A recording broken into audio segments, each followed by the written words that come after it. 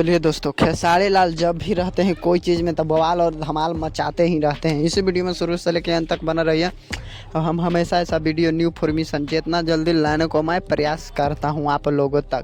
खेसारी लाल के धमाकेदार फिल्म पर फिल्म आते हैं और भोजपुरी इंडस्ट्री में बवाल मचा के रख देते हैं। आप लोग देख सकते हैं कि फ़िलहाल में जो अवैध फिल्म है वो फिल्म तो भोजपुरी इंडस्ट्री में तबाही तो मचा देगा। अभी ट्रेलर आ गया, आप लोग नहीं देखें तो जाके देख लीजिए। धमाल और बवाल भोजपुरी इंडस्ट्री में ये फिल्म मचा के रख देंगे। लेकिन एक और फिल्म है जो रिश्ते फिल्म है। एक गाना यूट्यूब पर सिनेमा घर में तो बवाल और धमाल तो मचाते ही रहा, लेकिन अब खेसारी लाल के जो रिश्ते फिल्म है वो अब यूट्यूब पर भी रिलीज कर दिया जाएगा। 20 सितंबर को रिलीज कर दिया जाएगा। यूट्यूब पर सुबह 6:30 में रिलीज कर दिया जाएगा। वो आप लोग जाके देखिए रिश्ते कैसा फिल्म है, ज़बरदस्त है या नहीं है।